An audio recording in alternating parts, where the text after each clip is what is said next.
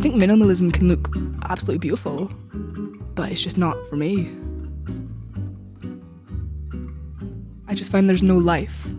I like to walk into a room and you can feel the heartbeat of the flat. And that's what I've tried to capture in here. I like to host, so when I invite guests and it's the first time they've been here, they come in and their first reaction is, wow, I love it, I love the deco. And it makes me feel so proud.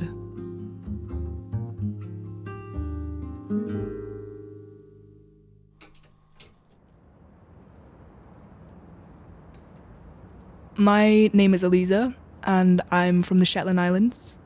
I've been here in Edinburgh for about 5 or 6 years when I came here to study, and it was the best thing I ever did. This is the first time I've ever lived on a top floor, and I love it. It feels so bougie. You get to overlook the whole city, but I also feel so guilty when my grandparents visit and they have to climb up those steps. It was quite last minute finding this flat. It felt like quite a godsend. As soon as I walked in and seeing how tall the ceilings are, I was like, this is perfect, because I'm so tall as well. I've been living in the flat for about 1 year. It's my first time living with a partner, just me and him. It feels very adult. The first way I made this place my own was definitely the plants. I have to have the plants everywhere. And then the second way I made it my own was the big splashes of colour around the place and just making it look really inviting. Being a bit French, a bit German, a bit Shetland, a bit Scottish, the flat kind of reflects randomness and mishmashness, messiness, if you will. What you'll see in this flat is definitely, first of all, a lot of books. Plants, posters, stickers, items that have been sent from home in Shetland or that I've brought home from Shetland, and just a lot of random things that I found on the street. And this head here, this is something my mum bought me from a plant shop back home, and it was so heavy, it's 5 kilograms. You know the weights on the airports, you can't take much. So this is what I chose instead of clothes or other items.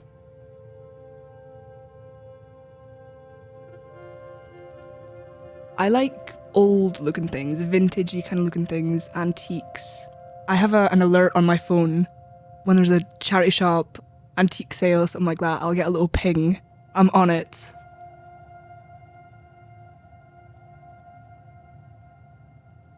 The layout of the house, it starts off a bit French because you have the toilet and the shower separate, which I love. And there's 2 bedrooms.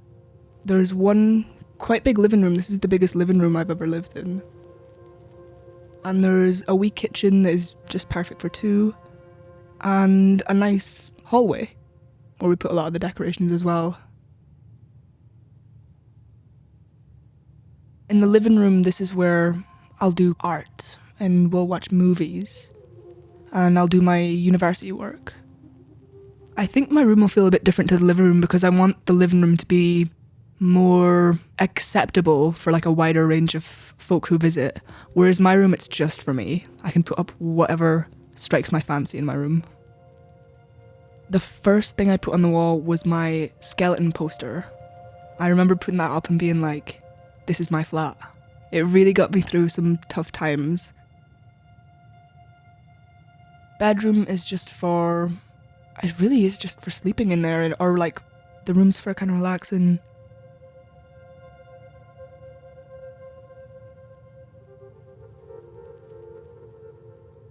My partner and I, we sleep in the same room. His room is more of an office and he's still figuring out the exact decoration he wants to do. I'm like looking forward to helping him plan his decoration for his room.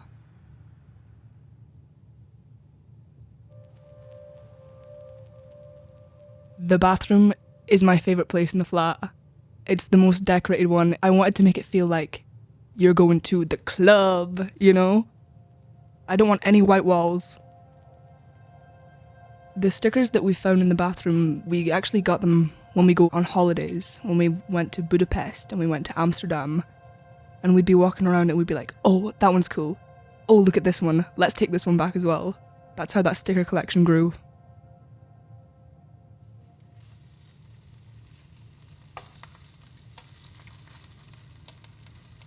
Every morning starts off a little bit the same. Usually, me and Lewis, we sleep in a little bit too long. He's sometimes a little bit too late for work. And then I usually get up after him about an hour later, make a big breakfast for us, like bacon, eggs, the works. Then I will usually after breakfast go for a walk. I'll come back feeling like refreshed, energized, and I will study. And then usually when it comes to the evening, we'll make some food, we'll clean, and we'll watch a film. It's just nice. I like it. I think home is where you feel the most you. You know, your child self that just feels safe there. Something that feels like homely is the smell of lavender. I like to have lavender around the house. It reminds me when I'd stay at my grandmother's house in Shetland and she'd tuck me into bed and she'd put like a bag of lavender under my pillow. And so this to me smells homely and safe and loving. My favourite memory was maybe bringing my parents here for the first time, letting them see me living myself as an adult, and knowing that they're proud made me feel so happy.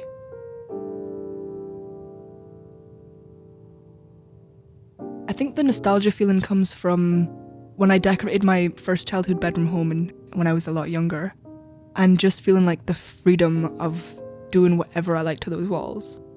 And now getting that same feeling back when I have my own place, it just feels so fresh. I feel quite renewed when I've just done decorating, like a connection to like my childhood self.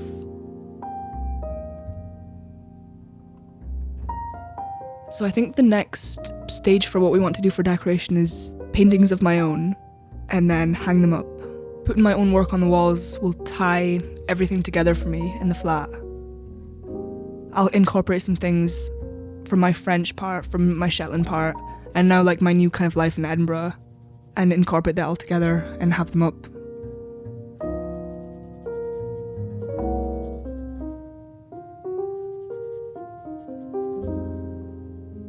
Me and my boyfriend, we go on a lot of walks together. The area that we're living in just now is called Broughton, and it's such a charming place to live. There's so many cute local pubs, and we go to this same market every time we need bread or eggs or meat, and you start to get to know folk and become friendly with them. So I'm looking forward to like the longer we live here, the more, the more friends we're going to make, the more community connections we're going to have.